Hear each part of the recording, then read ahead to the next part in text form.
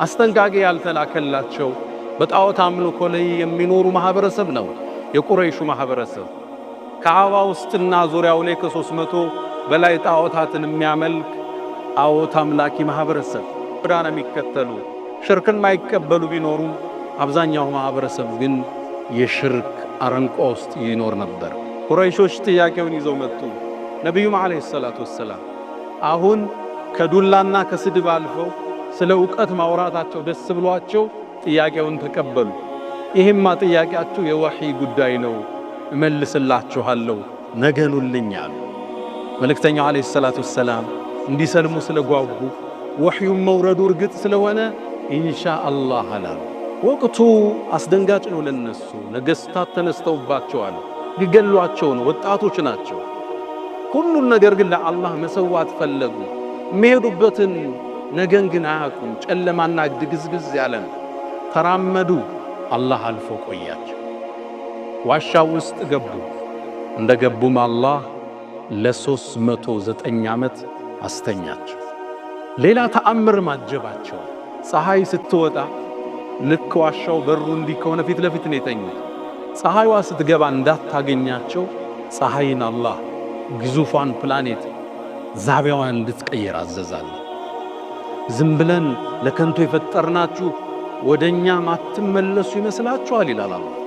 ዝም ብለን ነግደን ፎቅ ሰርተን ቤት ሰርተን ተጋብተን ልንሄድ ብቻ ነው ይሄን የተፈጠርንበት ዓለም?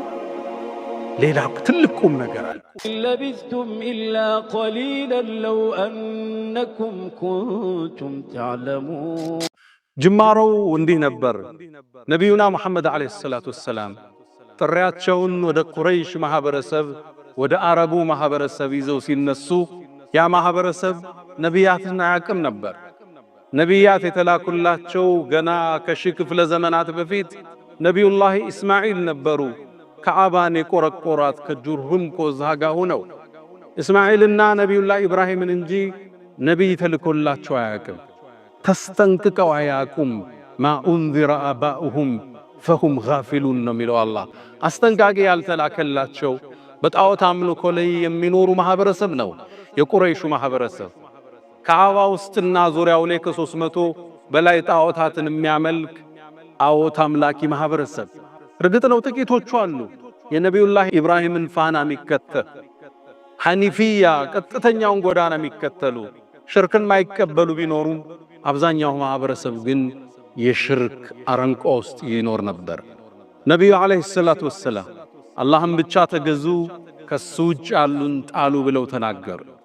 ከሰማይም መልእክት እየወረደላቸው እንደሆን የነቢያቶች ሁሉ መቋጫና መደምደሚያ እንደሆኑ ነገሯቸው። ሊቀበሉ ፍቃደኛ አይደለም። ታማኝና እውነተኛ መሆናቸውን ያውቃሉ። በምድራዊ ጉዳይ ሊወዳደሯቸው ይችላሉ። የሰማይን ጉዳይ ግን ሊፎካከሯቸው አልቻሉምና አሻፈረናል። ያደረጉት ጥረት አልሳካለ። መልእክተኛውን በርካታ ተከታይ ማፍራት ጀመሩ። ያኔ ሰማይን በሰማይ ወህይን በወህይ ኪታብን በኪታብ መፋለም ፈለጉና የመጽሐፍ ሰዎችም ፈልገው ሄዱ። ወደ መዲና አካባቢ ይኖሩ ወደ ነበሩ የመጽሐፍ ሰዎች ወደ ይሁዶች ሄዱ። ይሁዶችንም ጠየቋቸው። እኛ ዘንድ ነብይ ነኝ ብሎ የተላከ ሰው አለ። እናንተም ከናንተም በፊት ነቢያቶች ተልከውላችሁ ነበር። የሙሳ ተከታይ ናችሁ። ነቢያቶች የሚጠየቁት ጥያቄ ካለ ስጡንና እንጠይቀው እናሳፍረዋል። ይሁዶችም አንድ መልስ ሰጥቷቸው 3 ጥያቄ ጠይቁት ነቢያት እንጂ ማያውቁት ከመለሰላችሁ ነብይ ነው አሏቸው። ምን እንጠይቀው? 3 ጥያቄ። አንደኛው ከቤታቸው ወጣው ስላልተመለሱ አንፈሪን ነው የሚለው ሐዲስ ስለሆኑ ጭፍሮች ግልጽ አላደረጉትም፣ ውስብስብ አረጉት ጥያቄው። ነብይ እንጂ በወህይ እንጂ ማይመለስ ጥያቄ። ሁለተኛው ደግሞ ምድርን ስለ ዞራት ንጉስ ጠይቁት። ሶስተኛው ስለ ሩህ ጠይቁት። 3ቱን ከመለሰ ነብይ ነው አሏቸው። ቁረይሾች ጥያቄውን ይዘው መጡ። ነብዩም አለይሂ ሰላቱ ወሰላም አሁን ከዱላና ከስድብ አልፈው ስለ ዕውቀት ማውራታቸው ደስ ብሏቸው ጥያቄውን ተቀበሉ። ይሄማ ጥያቄያችሁ የወህይ ጉዳይ ነው እመልስላችኋለሁ ነገኑልኝ አሉ። መልእክተኛው አለይሂ ሰላቱ ወሰላም እንዲሰልሙ ስለጓጉ ወህዩም መውረዱ እርግጥ ስለሆነ ኢንሻአላህ አላሉ። ከምዕራፉ መቋጫ ላይ እናገኘዋለን። ወላ ተቁለነ ሊሸይኢን ለአንድ ነገር ኢንሻአላህ ሳትል ቃል እንዳትሰጥ ሚል ማስጠንቀቂያ መጨረሻ ላይ እናገኛለን። ጅብሪልም ከቀናት በኋላ የሶስቱን ጥያቄዎች መልስ ይዞ መጣ። ዛሬ የምናወራው ስለመጀመሪያው ጥያቄ መልስ ነው። ስለሆኑ ወጣቶች ከቤታቸው ወጥተው ስለተሰወሩ ከክፍለ ዘመናት በፊት ታሪካቸው ምንድነው? አስገራሚ ታሪክ አለ ብለው ነው የሁዶቹ የላኩት። አላህ አንቀጹን አወረደ። አም ሐሲብት አስብክ እንዴ ገመትክ እንዴ አንደ ሙሐመድ አም ሐሲብት አነ አስሓብል ከህፊ ወረቂም ረቂም ማለት ሰሌዳን እነዛ ወጣቶች የተቀመጡበት ዋሻ ላይ በሂደት ታሪካቸው ተጽፎ ስማቸው ተጽፎ ዋሻው በር ላይ ተለጥፏል። አም ሐሲብት አስብክ እንዴ እነዛ የዋሻ ሰው ወጣቶችና የሰሌዳቸው ታሪክ ካለን አስገራሚ ተአምር ሁሉ ዋና አስገራሚ መሰለህ እንዴ አንተ መሐመድ? አዎ ድንቅ ታሪክን ከዛ ቢበልጥ እኮ አለኝ አንተ መሐመድ። ለነገሩ ታሪኩን ልንገርህ ብሎ አላህ ታሪኩን ነብዩ አለይሂ ሰላቱ ሰላም ተረከላቸው። በጣም ማራኪ ታሪክ፣ ሚስጥር የበዛበት ታሪክ፣ የጠየቁት የሁዶቹ እንኳን አዳዲስ መልስ ያገኙበት ማያውቁት ሚስጥር የተገለጠላቸውን ታሪክ ነብዩ አለይሂ ሰላቱ ሰላም ተረኩላቸው። ነሕኑ ነቁሱ ዐለይከ ነበአሁም ብልሐቅ አንተ መሐመድ የነሱን ጉዳይ ዜናኛ በእውነት እንተርክልሃለን። እነሁም ፍትየቱን እነዚህ ወጣቶች ናቸው። አመኑ ቢረብህም ወዚድናሁም ሁደን በአላህ አመኑ። ነቢይ አልተላከላቸው። የሚኖሩበት ማህበረሰብ ጣዖት አምላኪ የነበረ ማህበረሰብ አላህን አያውቅም። እነሱ ግን የተከበሩ የነገስታት ልጆች ናቸው። በጣም የባለ ሀብት ልጆች ናቸው። በቅንጦት የሚኖሩ ሌክዠሪ ብራንድ ለባሾች ናቸው። አገሪቱ ላይ ያላቸው ህንፃ ብዛት፣ ያላቸው መጓጓዣ ብዛት የሀገሪቱ የታላላቅ ባለ ሀብት ነገስታት ልጆች ናቸው። ራሳቸውን ጠየቁ። ይህም ዓለም የፈጠረው ጌታ አለ። ሁሉ ነገር ዝም ብሎ አልተፈጠረም። የሰው ልጅ ጣዖትን ሊያመልክ አይገባው ሰማይና መሬትን የዘረጋውን ቢሆን እንጂ ብሎ አመኑ። በሂደት ተሰባሰቡ፣ ማውራት ጀመሩ። ህዝቡ ለዒድ ቀን ወጥቶ ጣዖት ሲያመልክ እነሱ ለብቻቸው ተገለው እንዴት ሰው ጣዖት ያመልካል መባባል ጀመሩ፣ ማውገዝ ጀመሩ። ይሄን አስተምህሮታቸውን በጊዜው የነበረ አንድ ንጉሥ ሰማ። ዲቅያኖስ ይባላል። አስጠራቸው። ምንድነው የምሰማው ወሬ አላቸው። ያኔ ተውሂድ ድል አደረገ። ካምባገነን ፊት እውነትን አወጡ። ኢነሁም ፍትየቱን አመኑ ቢረብህም ወዚድናሁም ሁደን አላህ ቅናቻን ጨመራቸው። ከንጉሱ ፊት ቆሙና እውነትን ተናገሩ። ልንገዛው የሚገባ የሰማይና የምድርን ፈጣሪ እንጂ ጣዖታትን አይደለም አሉ። ኢዝ ቃሙ አላህ ፈቃሉ ረቡና ጌታችን ረቡ ሰማዋት ወልአርድ ለን ነድዑወ ሚን ዱኒሂ ኢላሃ ከሱ ውጭ እኛ ሌላን አምላክ አንጠራ። ይሄን ካለማ ኢዘን ሸጠጠን ደንበር ያለፈን ቃል እውነት ያልሆነን ተናገርነ ማለት ነው። ሃኡላኢ ቀውሙን እተኸዙ ሚን ዱኒሂ አሊሃ ከአላህ ውጭ ያለን አምላክ የያዙ እነዚህ ህዝቦቻችን መስመር ስተዋል። እውነት አምላክ ከሆኑ ለመረጃ ያመጡላቸው የፈጠሩትን ሰማይ ያሳዩን፣ ያወጡትን ውሃ ያሳዩን አምላክ አድርገው የሚገዟቸው። ንጉሱ መልሳቸውን ሲሰማ ደነገጠ። ሊገላቸው አልቻለም። የተከበሩ ልጆች ናቸው። እነሱም መግደል የሚያስከፍለውን ዋጋ ያውቃል። ቀን እሰጣችኋለሁ አላቸው። እሰቡበት፣ መንገድ ስጣችኋል፣ አስተካክላችሁ ኑልይ ብሎ ከቤተ መንግሥት አስወጣቸው። ያኔም ወጣቶቹ ተሰባሰቡ። መስመር ስተው ከተመለሱ ዱንያንም አኼራቸውን አጡ። አማራጫቸው አንድ ብቻ ሆነ። ፈእዉ ኢለል ከህፍ በቃ አማራጫችን ቤተ መንግሥቶቻችን እንጣል፣ እልፍኙን ወርቁን አልማዙን እንጣልና ወደ ዋሻው እንግባሉ። አላህ ቢባል ጌታችን አለ። እሱ ያውቃል፣ እሱ ይጠብቀናል። የንሹር ለኩም ረብኩም ሚን ረሕመቲ ጌታችን አላህ ከዝነቱ ይከፍትልናል። ወደ ዋሻው እንሄዳለን። ወቅቱ አስደንጋጭ ነው ለነሱ። ነገስታት ተነስተውባቸዋል፣ ሊገሏቸው ነው። ወጣቶች ናቸው። ሁሉን ነገር ግን ለአላህ መሰዋት ፈለጉ። የሚሄዱበትን ነገን ግን አያውቁም። ጨለማና ድግዝግዝ ያለን ተራመዱ። አላህ አልፎ ቆያቸው። ዋሻው ውስጥ ገቡ። እንደገቡም አላህ ለ309 ዓመት አስተኛቸው። ተፈለጉ። ማህበረሰቡ የሉም።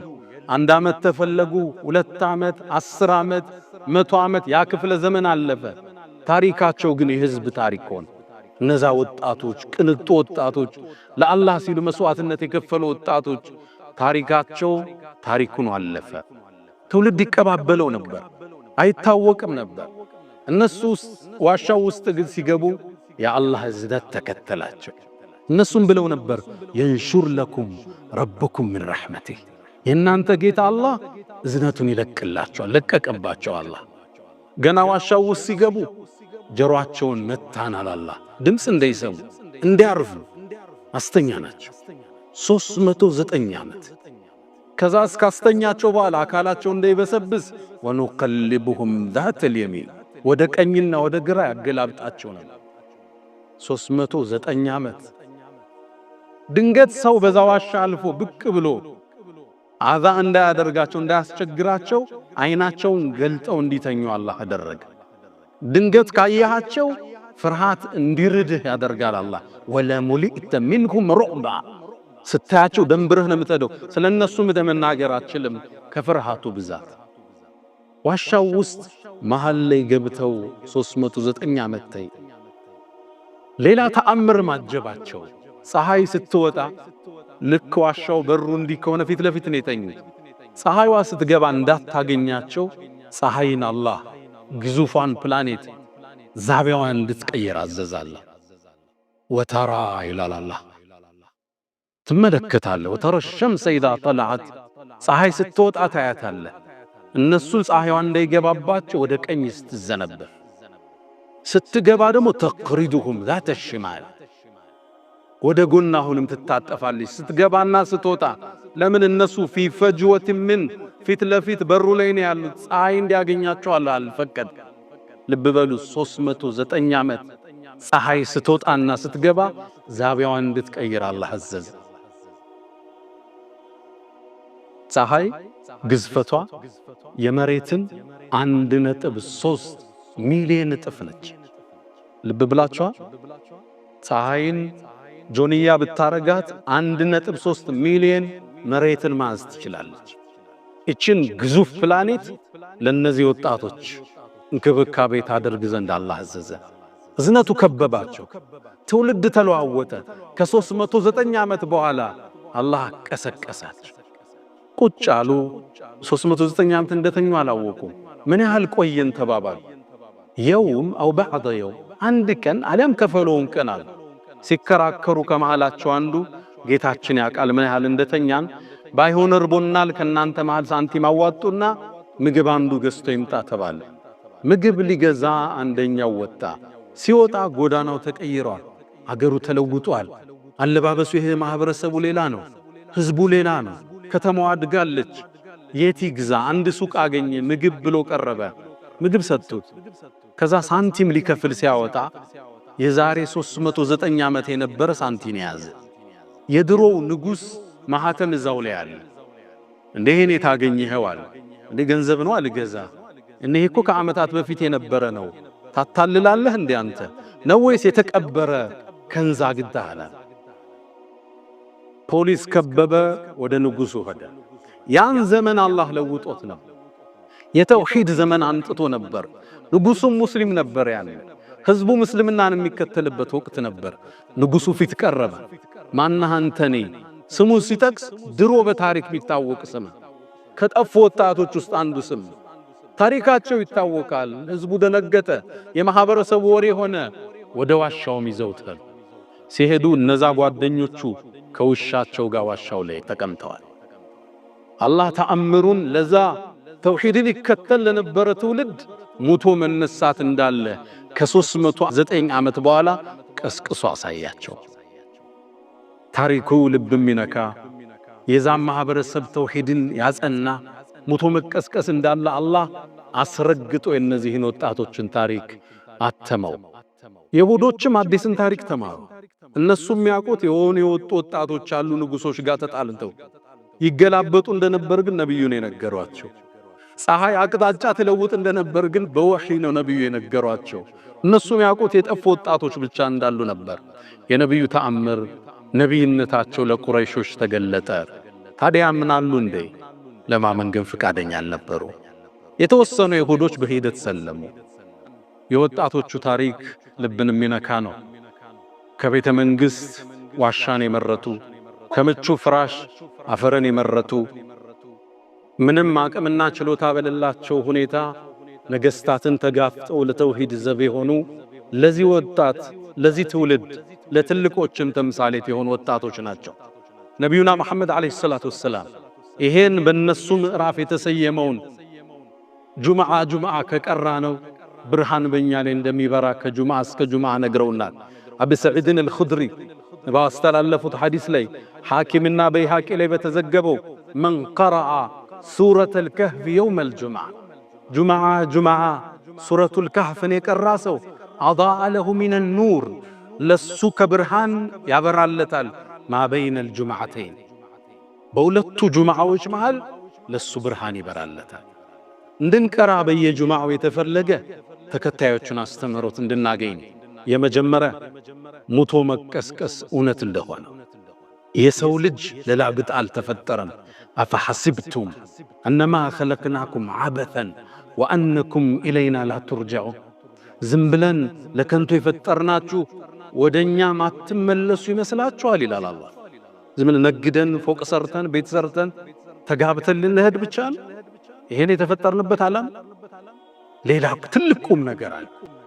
ሙቱም መቀስቀሳል።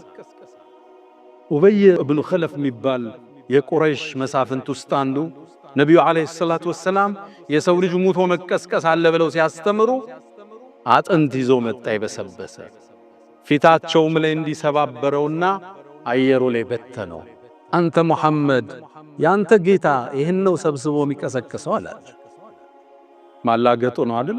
ነቢዩም አዎን በርግጥ ይቀሰቅሰሃል፣ ፊቱ ያቆመሃል፣ ሳተም ይከታሃል አሉት ነቢዩ ዓለይሂ ሰላቱ ወሰላም።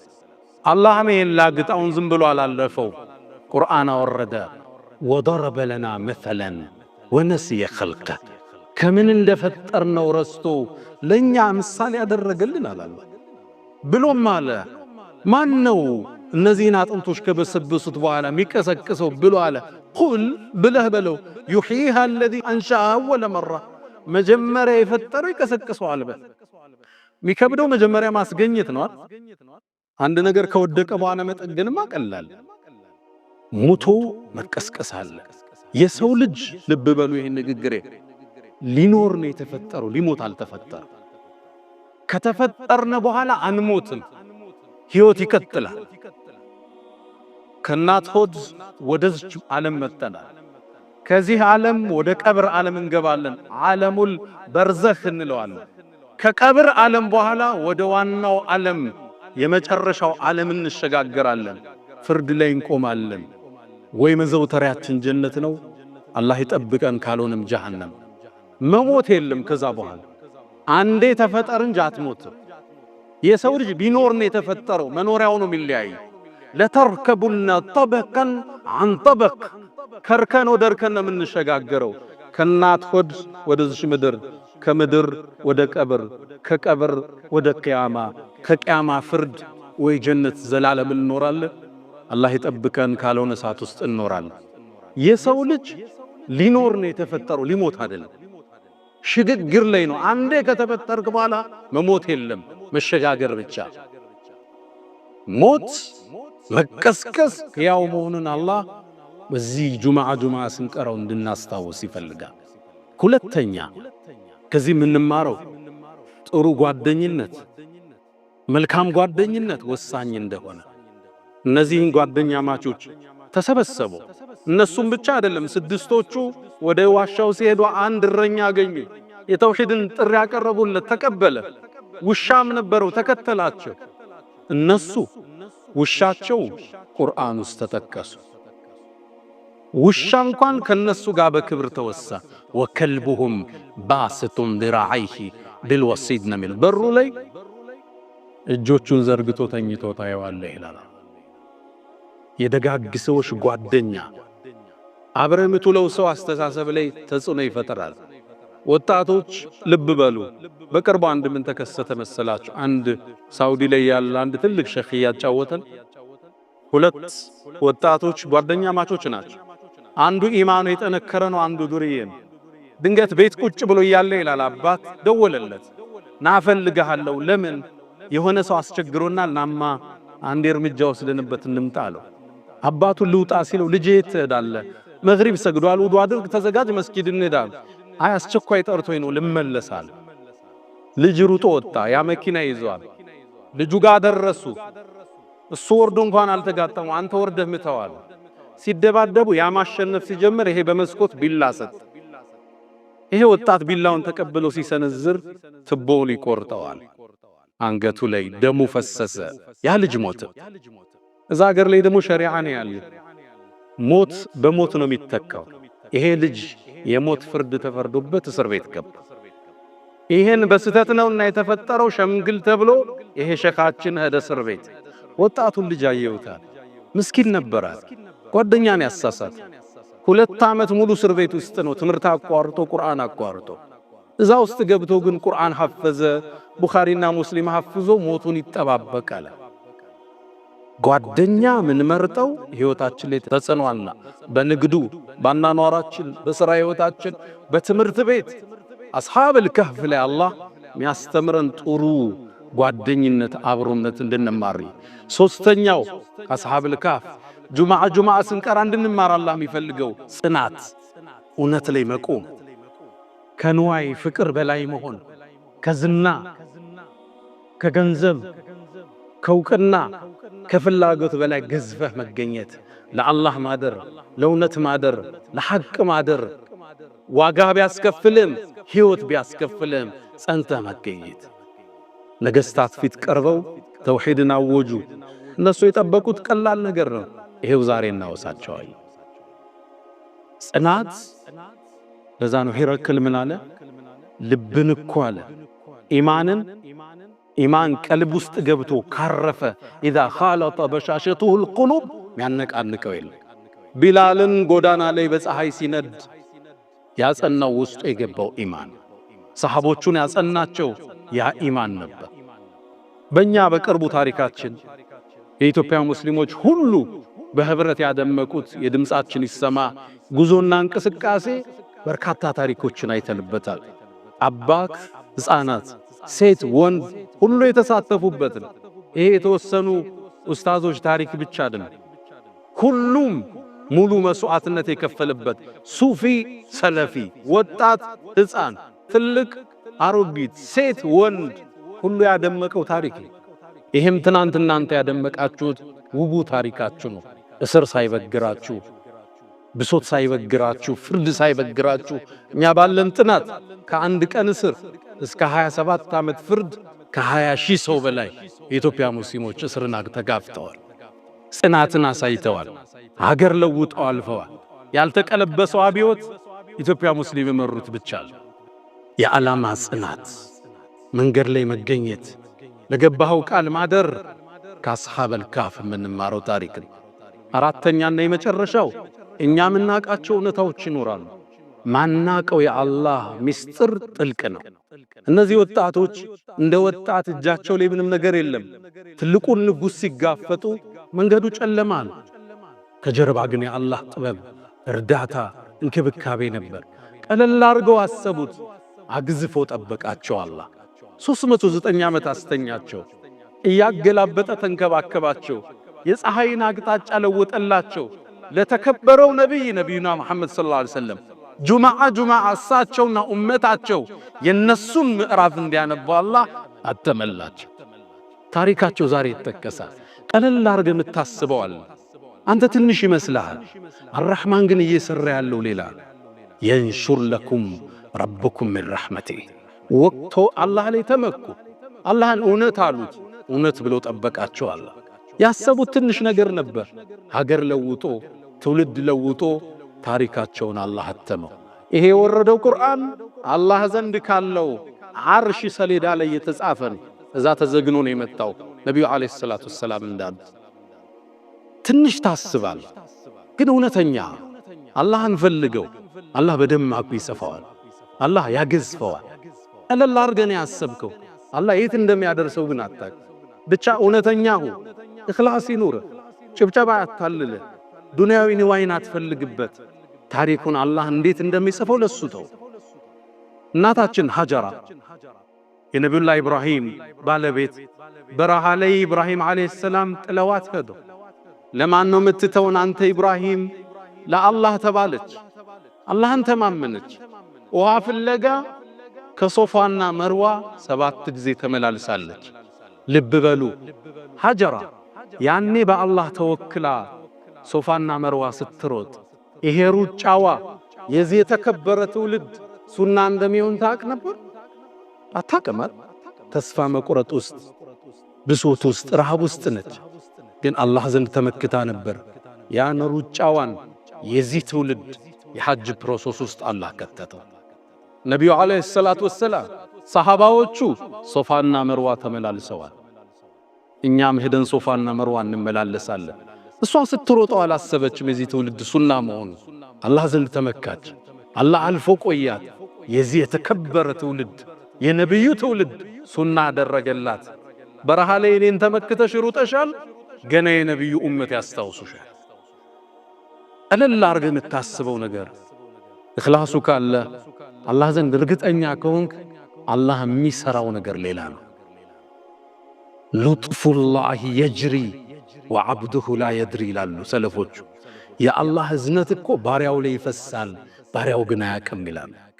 አንተ ችግር ውስጥ ነህ፣ አልተሳካልህ፣ ዱንያው ቅርጽ አላዘልህም፣ ትዳሩም የሆነ ነገር አለው። ግን የአላህ እዝነት አንተ ጋር እየፈሰሰ ትንሽ ጠብቀው፣ ትንሽ ታገሰው። አላህ ከዛ በኋላ ተአምር ይፈጥርበታል።